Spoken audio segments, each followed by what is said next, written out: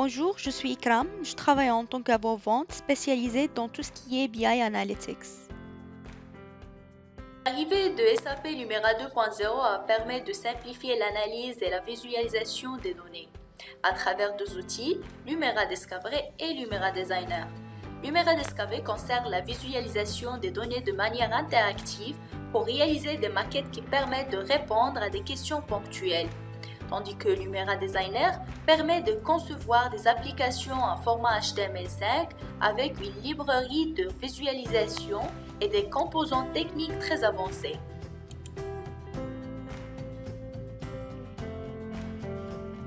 Donc voilà à quoi ressemble l'interface du Lumira 2.0 Discovery. Dans la partie supérieure de l'écran, on peut voir à gauche la data source ou bien les différentes sources de données. La nouveauté ici avec cette nouvelle version, vous avez la possibilité d'accéder aux données en ligne ou bien en ligne. En ce qui concerne les Used Connection, vous pouvez visualiser les documents associés à chaque connexion.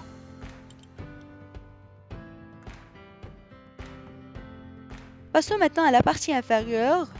Vous pouvez voir ici tous les documents récemment créés. Alors qu'en dessous de l'écran, il y a des exemples de rapports automatiquement prédéfinis dans l'interface du Lumira 2.0. Et si on clique par exemple sur ce document qu'on a créé à gauche, on aura accès à deux différents onglets dans une seule vue.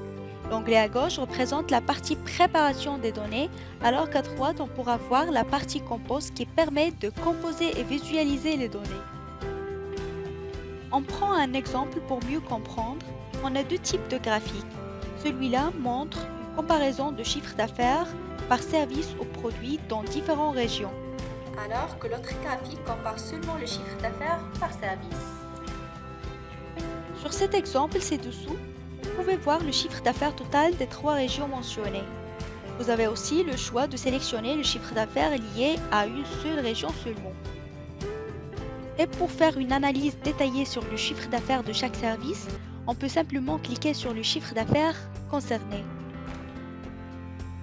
Les fonctionnalités de Lumira 2.0 sont variées et ne s'arrêtent pas à ce niveau. Vous pouvez également créer un nouveau rapport. Ce qui est intéressant ici, avec simple clic, vous pouvez ajouter un nouveau jeu de données, sélectionner un type de source de données depuis la colonne ou une source de données récemment utilisée. Et les organiser selon les différents axes pour obtenir un graphique détaillé. On pourra aussi créer des alertes selon le filtre qu'on souhaite voir. On clique simplement sur le graphique qu'on a créé. On pourra réaliser des alertes en affectant un filtre selon nos besoins. Ces alertes vont permettre de mieux visualiser les différentes données comparées sur le graphique. Par exemple, on peut appliquer une mise en forme personnalisée sur le graphique pour obtenir les plus faibles heures de vol réalisées. Une fois fini, vous pouvez aussi partager le rapport avec vos collègues. Et ce qui concerne Lumira Designer, elle est destinée principalement aux designers. Ces outils permettent de créer des applications web et des tableaux de bord qu'on appelle l'application d'analyse. Alors voici un exemple sur comment créer une application web. Ce qui est intéressant à citer est la possibilité de copier les rapports déjà créés sur Lumira Discovery et les réutiliser sur Lumira Designer pour obtenir un dashboard que vous pouvez partager par la suite. Alors, pour conclure, les deux nouvelles applications SAP Business Object Lumira 2.0 viennent se compléter et s'interconnecter, offrant une large palette de possibilités pour les analystes et les opérationnels et aussi pour les power users comme les développeurs. Et je vous remercie pour votre attention.